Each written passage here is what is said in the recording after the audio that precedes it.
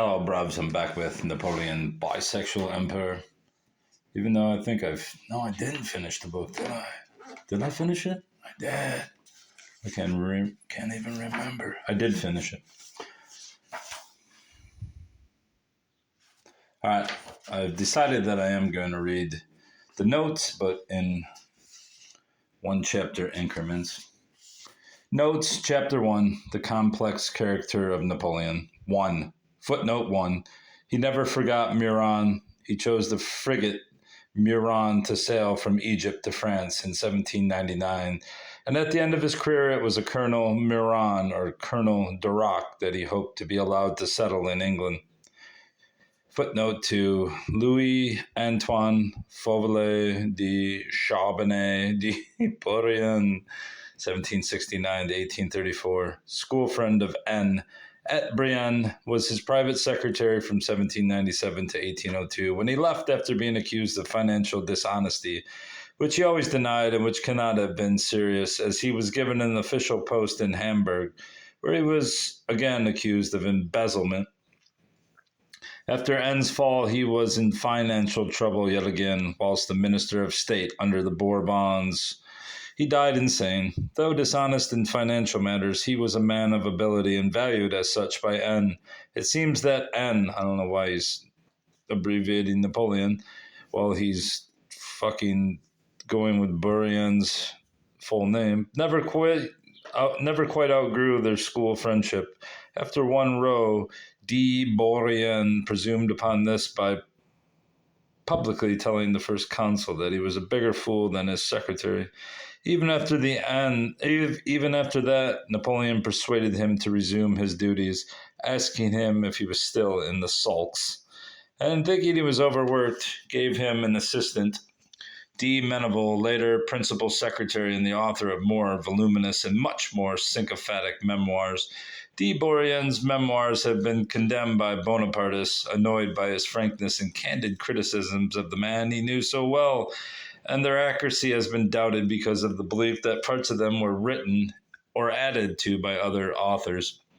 Footnote 3, General Armand Augustin Louis de Caulaincourt, Duke of Vicenza, 4 years younger than Napoleon, was his aide-de-camp at the time of the execution of the Duke of Enghien. To the end of his life, he denied complicity in that crime, to which some had ascribed his rapid promotion. This was really due to N's affection for him and his faith in his skill in diplomacy. Napoleon freely discussed his most intimate feelings with Caulaincourt, who could always talk to Napoleon with unusual freedom. He warned Napoleon that the bloodshed he caused would cost him his throne, and he opposed the Russian campaign in which his younger brother was killed. He was with Napoleon throughout his return journey to France from Russia in 1812 and rejoined the emperor after his return from Elba, becoming Minister for Foreign Affairs during the 100 Days. Footnote 4. N tried to justify his action to some extent by pointing out that French prisoners of the Turks and Arabs were sometimes mutilated or sexually assaulted before being killed.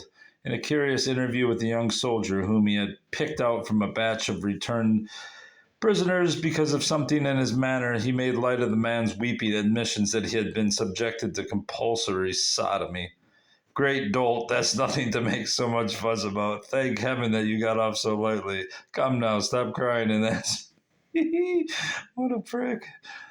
Napoleon's irritable bantering of the unhappy soldier arose from his desire to get information about the enemy camp, but the soldier could only say that from the position he was in, it was impossible to see anything. Monsieur Breton predictably adds that he covered his behind with his hands. It is hard to say just how an officer should deal with a soldier in such a predicament, but to laugh it off as a matter of small consequence denotes deplorable callousness, if nothing worse. I mean, in Napoleon's defense, this was 300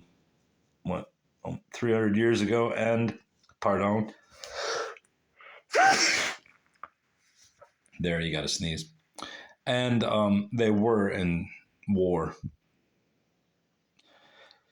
Footnote 5. Even that most humane General Sir John Moore was unable to dispense with corporal punishment. It is nauseating to read in soldiers' memoirs of those days repeated descriptions of brutal floggings from which many men died.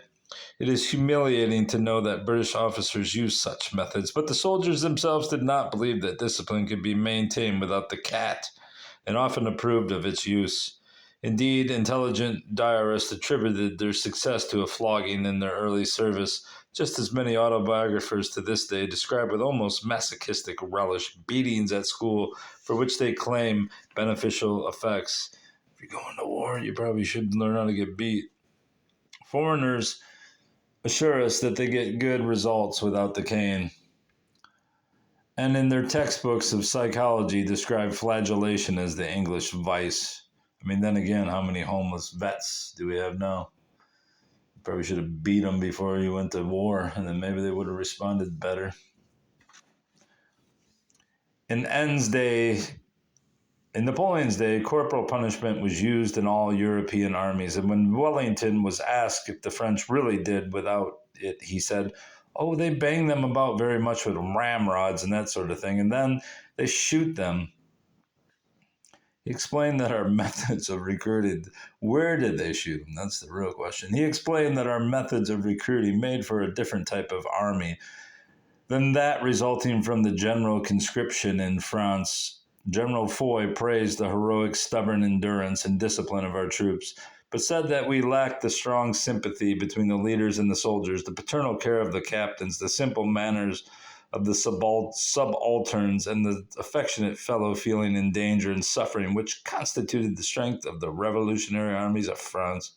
On such a foundation, it hardly needed Napoleon's genius to build an army of unsurpassed morale and fighting spirit.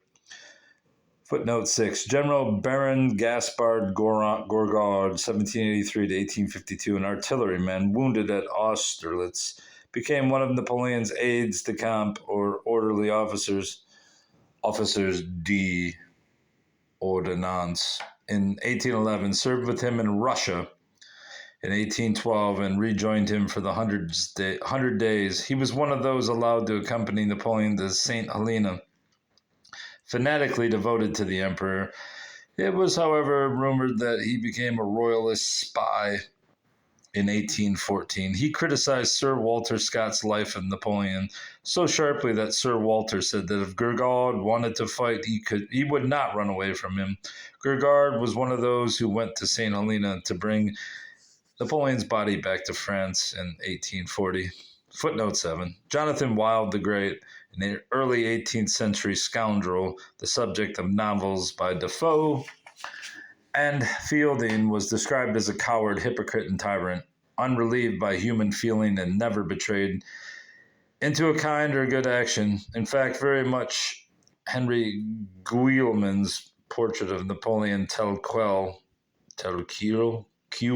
and one to some extent endorsed by Sigmund Freud, who wrote to Arnold Zweig, 15th July 1934, about Napoleon, that he was blessed by incredible good luck, inhibited by no ties apart from his family, and made his way through life like a sleepwalker until he was finally shipwrecked by his Folie de Grandeur. There scarcely ever was a genius so totally lacking in distinction. An absolutely classic anti-gentleman.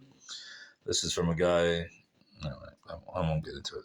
These words are in English in the original, the letters of Sigmund Freud and Arnold Zweig, the Hogarth Press, 1970.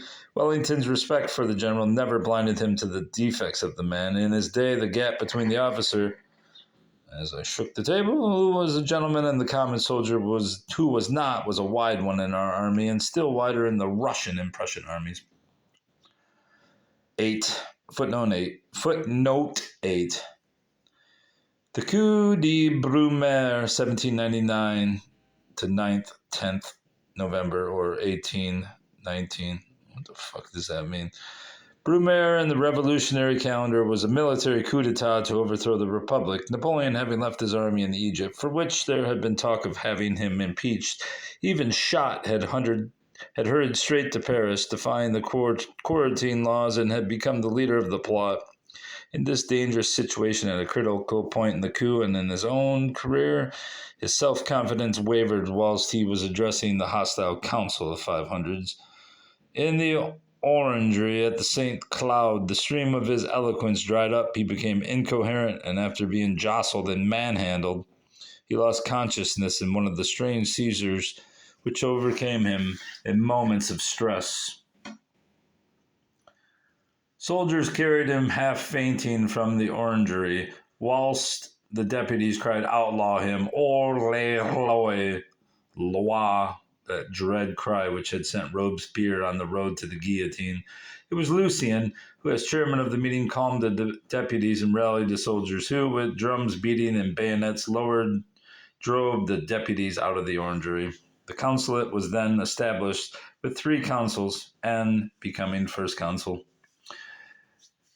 Footnote 9. D. Vigny may have based this story in his classic Servitude et Grandeur Militaires on the actual experience of young Etienne Saint Denis, later known as Ali, who was listening outside the door. He could hear Napoleon's voice raised in appeal to Santo Padre, but the Pope's voice was too low for him to hear a word of his contributions to the conversation. Footnote 10. Undaunted took N to Elba, and before he disembarked, the boatswain, on behalf of the ship's company, wished him long life and prosperity on the island of Elba, and better luck another time. Next lifetime, bruv. Footnote 11. Even more deplorable because of its fatal consequences was Napoleon's treatment of Admiral Bruix at Boulogne in 1804. The Admiral had refused to send some ships to sea on an invasion exercise because of a threatening storm. It was nothing to the storm which they then broke over the Admiral's head. It was nothing to the storm which then broke over the Admiral's head, at the climax of which Napoleon menaced him with his riding whip, and Bruix, to the horror of the bystanders, laid his hand on his sword. Napoleon calmed down, ordered Bruix to leave Boulogne within 24 hours, and personally sent the ships to sea. More than 20 guard boats filled with soldiers ran aground, whereupon Napoleon himself leaped into a lifeboat, crying to those who tried to hold him back, "Hands off, hands off, we must save them somehow." More than 200 bodies were washed ashore next day. This was the only time in his career when he was publicly defied.